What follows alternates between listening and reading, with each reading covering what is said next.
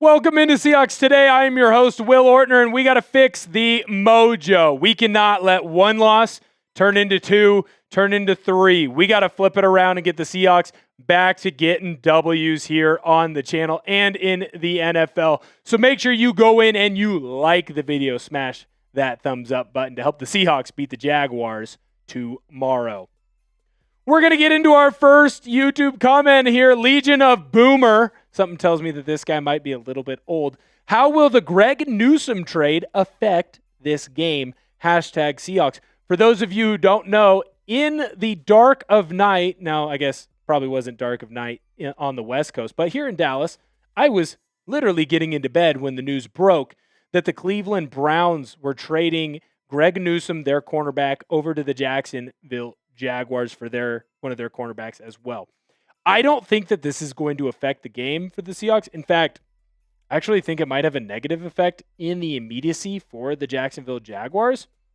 And that is simply because Newsome doesn't know their defensive system yet. He doesn't know their calls. So the Jaguars traded away a player that was a starter on their team already, and they're bringing in a guy who they traded for on a Wednesday.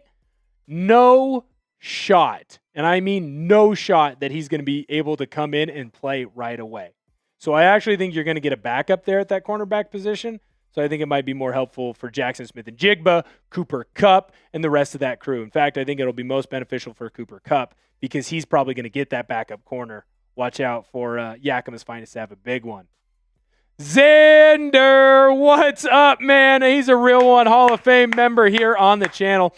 Appreciate you sending in your questions. Gets a little 2-for-1 here. Who's still in free agency that you think that the Seahawks should go out and get? How do you guys feel about Sammy Boy? I'm going to cheat. I'm going to answer the second question first, and then I'll come back to the free agent question. Sam Darnold's been elite. I don't care what anyone says about me right here. I'm a Sam Darnold propagandist, and I will ride for my guy. Sam Darnold has been fantastic for your Seattle Seahawks this season. Now, where you're going to find some question marks with Sam, it's only going to be in late game turnovers. Now, both of them were not his fault. I want that to be very clear. He's clearly trying to dirt the ball against Tampa Bay. And the fumble, I mean, Abe Lucas just got pushed back by Nick Bosa. It was a great play by Bosa. What I would love to see from Darnold in these late games is more like how he looked against the Arizona Cardinals, and I think he will continue to do that. I think he was about to do that against Tampa Bay. You just got unlucky. Sometimes those things happen. Right now in Seattle, you have a top 10, maybe top 8 quarterback in the NFL, and I think he has room to grow. I love everything that Sam Darnold is doing, and I think Seattle has their franchise QB for at least the next 5 to 6 years. I really do. Now, when it comes to free agency, I don't know that there's anyone in free agency that the Seahawks should go after. I do think that there are a couple players that you could go and try and make a trade for. Look for teams that are fire sailing, just like Legion of Boomer came in and talked to us about, the Cleveland Browns. Go see if a team like them, the New Orleans Saints, Carolina Panthers, maybe they want to fire sale an offensive lineman. Maybe they want to fire sale a cornerback that Seattle can bring in. I think that would be a great spot to look. Light Shadow Onyx, what's going on? How are you? How likely are the Seahawks going to be to make a trade for Maxx Crosby? I think that if Spytech, the general manager out in Las Vegas, called John Schneider tomorrow and said, we're trading Maxx Crosby, what would you offer for him? John Schneider would be on the phone trying to do everything in his power to get Maxx Crosby. I don't think that that's going to happen because I don't think Spytech will ever trade Crosby unless Crosby forces his way out. I just don't see that happening. Right now, I think Maxx Crosby is going to be a Raider for life. He just signed a big new contract. He is the face of that franchise. Unfortunately for Seattle, I just don't see him going anywhere. I think if you're going to make a splash on a big DM like that, your best shot is out in Cincinnati for Trey Hendrickson. We'll see if they're still upset that you didn't trade him, Drew Lock. Ian, what's up, dude? Good to see you. Great real one here at the channel. Love Ian. Always has good questions. Can the defense survive without most of the starters, especially in the secondary, enough to make a serious run? Well, no. I don't think that they can. And I think that you saw that this last Sunday. You saw what happens when the Seahawks are depleted. They are a very good team when the starters are in. Elite, I might say. But when they don't have their starters in, they fall off a cliff because the NFL has a lot of really good players, but not a lot of really great players, and that's where you see these mistakes. Here's the thing, though, Ian. I don't think that you are going to be without those secondary players for an extended period of time. I really do think that you are going to get Julian Love back sooner rather than later. I don't see you missing him past the bye week. I think that you are going to get Devin Witherspoon back this week. I'm really hopeful. If he's going to start practicing on Thursday and Friday, why can't he play on Sunday? I do want to make sure that I point this out, though. If you look at Baltimore, you look at any of the other teams in the NFL that are really good, that are having down years, they are all having injury issues. I think that Seattle does need to get these guys healthy, and as long as they aren't healthy, you're going to have some of these similar issues continue to pop up. Now, if you can get DeMarcus Lawrence back, maybe that defensive line hides some of the issues you have in the secondary, but right now you need to get healthy, and you need to get healthy really frickin' fast. I think they will, because I think they're going to be a playoff team. The Seahawk fan, Jay. Hashtag Seahawks. If we trade away Riq Woolen, how will it affect our defense? First of all, thanks for joining in, Seahawk fan, Jay. I think that this Sunday, last Sunday, against Tampa Bay, showed you that right now Seattle can't trade Riq Woolen away. I thought they should have traded Riq Woolen away earlier, about 2 weeks ago. I said, hey, your secondary, they're really freaking good. They're in a spot where Darian Kendrick is playing better than you thought. Josh Jobe is playing better than you thought. You can weather the storm. Hey, Devin Witherspoon will be back soon. Trade Riq Woolen. Darian Kendrick is now the nickel, and Devin Witherspoon stays on the outside. We got to see Nehemiah Pritchett play at that cornerback spot. That ain't it. That ain't it, man. He ain't there. Josh Jobe took a slight step back. I mean, it wasn't fair for us to expect him to continue to play at an all-pro level the entire way. He still had a fine game, but it wasn't as good. I think you saw a lot of the missing pieces with Julian Love and Devin Witherspoon, and Riq Woolen was just kind of the straw that broke the camel's back in that sense. But right now, I mean, shoot, you're an injury away from Riq Woolen having to play because if it's not him, it's Nehemiah Pritchett. Well, that's really freaking bad. I mean, shoot, right now, you're keeping your fingers crossed that you get Riq Woolen to play this week. So I don't know that you can trade him away anymore. I think just the way that this team is built and the depth that you have, I think unfortunately Seattle is going to be stuck with him, and you're not going to get any value in return because I don't think you re-sign him at the end of this season. I want to talk to you and answer more of your questions, but before I do that, I have to talk to you about the proud sponsor of today's episode, and that is Prize Picks. You and I make decisions every day, but on Prize Picks, being right can get you paid. Don't miss any of the excitement this season on Prize Picks, where it's good to be right. Prize Picks is simple to play. Just pick more or less on any 2 to 6 player stat projections, and if your picks are right, you could cash in. Prize Picks invented the flex play, which means you can still cash out if your lineup isn't perfect. You can double your money even if one of your picks doesn't hit. Prize Picks is the best way to win cash this football season. Which players are going off, which ones are overhyped. Make your picks in less than 60 seconds and turn your takes into cash all season long on Prize Picks. You can see my Sunday play here. Sam Darnold, more passing yards against Jacksonville. Daniel Jones against the Arizona Cardinals defense. Please, more passing yards. You can tail these picks or fade them. Just make sure you do it over at Prize Picks. Download the app today and use code CLNS to get $50 in lineups after you play your first $5 lineup. That's code CLNS to get $50 in lineups after you play your first $5 lineup. Prize Picks. It's good to be right. 12th Man Maniac, what's up? How are you? When will Seattle move on from Anthony Bradford? He is clearly the weak link. Hashtag Seahawks. Anthony Bradford's been rough. Anthony Bradford has been rough this season. It is a little bit better. I do want that to be very clear at that right guard spot. He's not as bad as he was last year, but he has been clearly an issue. When I look at Anthony Bradford right now, it is the clear weak link. Charles Cross, Abraham Lucas, when you leave them on an island, they've been absolutely fantastic. They've been great this year. Jalen Sundell, he still needs to improve. Right now, he's 31st when it comes to the center position in PFF, and then Gray Zabel has been amazing. Bradford in the run game, he's been great. Pass pro, not so much. So are you going to be able to trade him away and get a piece? Well, if John Schneider's going to do that, he has to do it quickly because that trade deadline is fast approaching. It's going to be here at the beginning of November. I don't know where you're able to move on from him. I think I was having a conversation with Light Shadow Onyx on Twitter. Maybe it was Mike Nintendo Master. But basically, you're probably only going to get a 6th round or a 7th round pick for him. So whatever you decide to do, you better go through it pretty quickly. And I don't think you're going to get a lot of return there. I also think that if you do trade him, you're going to trade him and you're probably going to try and trade away other picks or have another trade in the works, because there's a reason why Anthony Bradford's starting. He's your best option. So if you move on from him, you better find a better option to come in and fill his place. Mike, what's up? Love it. It's simply Mike. The Seahawks will win if we get a good O-line push and are able to rush and pass effectively. First of all, Mike, I appreciate it. Thank you. This is a great question. Yes, the Seahawks will win if they are able to get a good O-line push, and I think that they're getting better at it. While I did have my little spiel there against Anthony Bradford, I still think that you're running the ball at a higher clip. I mean, shoot, Kenneth Walker averaged over 8 yards a carry in the last game.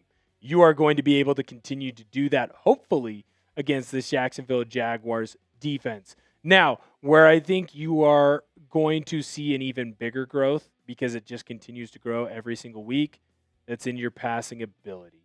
Right now, receivers not named Jackson Smith-Njigba week after week continue to get a little bit better, and a little bit better. Jackson Smith-Njigba, he just takes big, gigantic steps forward every single week. He's great. But the emergence of A.J. Barner being a red zone threat has become huge for you. He's got more touchdowns than any tight end in his class. That includes Brock Bowers. You're seeing Tory Horton have big splashes when he can. And Cooper Kupp, Yakima's finest, when you need a big third down, he catches every single one of them. You're going to continue to see this passing attack of the Seahawks grow. Now, just be smart and don't turn the ball over. Can't have interceptions in this one, because Jacksonville, they're going to take a lot of chances. That's what they're built on, creating turnovers. Max, what's up, dude? Good to see you. If Seattle made a trade, which is a position, and who is a player of interest? Okay, offensive line-wise, if you could somehow get Aaron Brewer or Eric McCoy, the centers, Brewer's in Miami, McCoy is in New Orleans. If you could somehow get one of those two players from teams that are going to be in a clear fire sale, because their teams are not very good at football, that would be fantastic. I don't know how you get those players, but when I talked about moving on from Anthony Bradford and clearly needing someone to come in and be better than them or better than Bradford, those are two guys who would immediately do that. They would be gigantic moves forward for you at the center spot, and then you could move Jalen Sundell over to the right guard spot. I don't know if you're going to be able to get them. I would love it. The other options are to go and call about the guards in Cleveland. That's Joel Bitonio, and that's Wyatt Teller. I don't want Joel Bitonio. It's not that he's not good. He's one of the best in the NFL right now. He's old as dirt. As an offensive lineman, late 30s. No offense, man. This is a team that they're not a guard away from winning a Super Bowl, so it doesn't make sense to make that trade. Teller, on the other hand, he's a little bit worse, but he's better than the options that you have right now. In fact, I still think he's a top 20 PFF graded guard in the NFL, and he's younger. So I'd really like to have him. So those are some targets that I would like on the offensive line, if you can't tell, I'm a little bit more focused on them over there. Brendan, what's up, man? Real one, hangs out every single day. Great Instagram follow as well. Hear me out. The defense is there for us. Baker knows how to throw the deep ball. Trevor IDK about. So I agree with you here on this aspect, but what Tampa did is, I'll be interested to see if Jacksonville does this when they do take deep shots. What Tampa Bay did was they said, hey, we're going to keep an extra tight end into pass pro with us. We're going to keep running backs into pass pro with us. So most of the time that Baker was going to throw the ball deep, he had 6 to 7 pass blockers there for him. With Seattle only rushing 4, that allows you to basically double team every single player except for one. Pick the worst pass rusher out of the Seahawks, let them go one-on-one, or pick your best pass protection artist in the offensive line room and let them go one-on-one. Now, what I think Jacksonville will try and do is the same thing when they go deep. Will Seattle learn from the mistakes that they had against Tampa Bay? Mike McDonald said he didn't have a great game plan to combat a team keeping more pass pro in protection. Will Seattle now start bringing more blitzes? I think if you speed up Trevor Lawrence, He will make mistakes. He has 5 interceptions on the year. It's clear that at times he trusts his arm more than he should. I think Seattle, if you're able to force Trevor Lawrence to try and play hero ball, that's where you can get these interceptions. I still really like this defense. I think they need to get healthier, and I think they need to have a little bit better of a game plan on what to do if a team is able to counter their normal punch, which is just rushing for defensive linemen. Alexis, good to see you. Thanks for joining us. Do you think Tory Horton possesses the potential to be a great player in this league? I'm going to quote offensive coordinator Clint Kubiak. Clint Kubiak was asked what player in the NFL Tory Horton reminds him of. He sat there for a moment. He did one of these. Did one of these. He looked back at the mic, and he said, Justin Jefferson. Is that a fair comparison? No, of course it's not. But I like to believe it. I'm sure you like to believe it, Alexis. I think that Tory Horton has the opportunity, if he buys in and continues to grow in his role and grows to the potential of a role that he could play into, of being a great wide receiver in the NFL. He's really fast. He's really elusive. He needs to improve a little bit on his route running. He's got great hands. Can you continue to possess the football IQ that these great wide receivers have? Justin Jefferson knows when to cut off his route without being told. Justin Jefferson knows when to run a deep route, even though his route is called for maybe something over the middle. When you have a great receiver like a Justin Jefferson, a Jamar Chase, I mean, shoot, they said this about Chad Ochocinco all the time in Cincinnati. Those great receivers have a bunch of option routes. So they have 3 or 4 different things that they can do, and then they just go and find open space.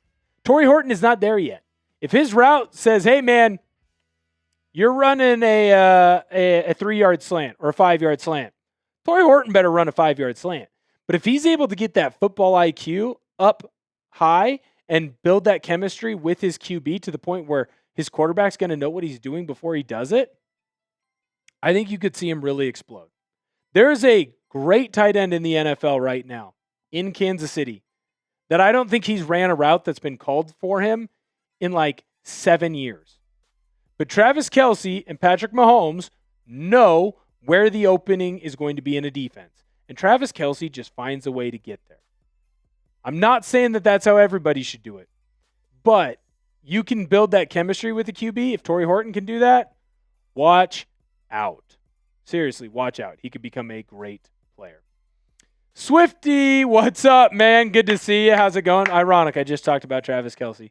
That's so funny. Score prediction. I think your Seahawks win.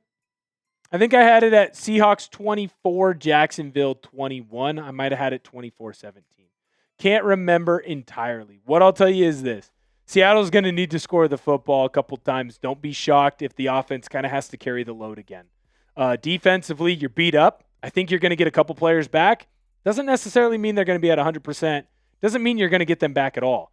So don't be shocked if, even though I had a lower score number, that it's even higher. On the bright side, Mike McDonald, 9-1 on the road as a head coach. So hopefully he keeps rising that number. Literally Michael Dixon. What up, dude? Hopefully I don't see you play a lot on Sunday. How nervous are you after the latest injury report? Frickin' nervous, man. Frickin' nervous. When you got 10 guys on it, that's not good. When you start the week with 10 guys on your injury report, that ain't good. And I don't know if you noticed this, 4 out of the 5 of those guys, they play defense. They play defense. I don't know if you noticed this when you look at this one. 4 out of the 5 of those guys play defense. Literally play defense. Now, Jaron Reed's going to play. He got a veteran day. But you look at that list, 8 of 10 defensive players. Your defense is beat up. They didn't look all that good. And you got kind of exposed against Baker Mayfield. I don't know that Trevor Lawrence can do the same things that Baker does, but I'll tell you right now, you got exposed. You need that defense to get healthy. You need him to get healthy fast. Here's our Week 6 matchup. Right now, Jacksonville, they are 4-1 on the season. Your Seattle Seahawks are 3-2. Honestly, should be 5-0. It's going to be an early one, 10 o'clock kick. Right now, Jacksonville is favored. It's a little bit higher of an over-under than I would have expected, but it's been back and forth on Seahawks being favored, Jacksonville being favored. I think Jacksonville should be favored in this one. I still think your Seattle Seahawks are going to be able to come away with the victory. Who you got? I got the Seahawks. I'm going down below right now in the comments, spamming C. If you got the Seahawks winning, you spam just like me and spam C. If you got Jacksonville winning this game, you can spam JAC. If you do that, just know I think you're wrong. Just know I think you're wrong, and that's okay. Make sure that you go in and you give this video a big thumbs up to help the Seattle Seahawks beat the Jacksonville Jaguars tomorrow. And until next time, I'll see you later.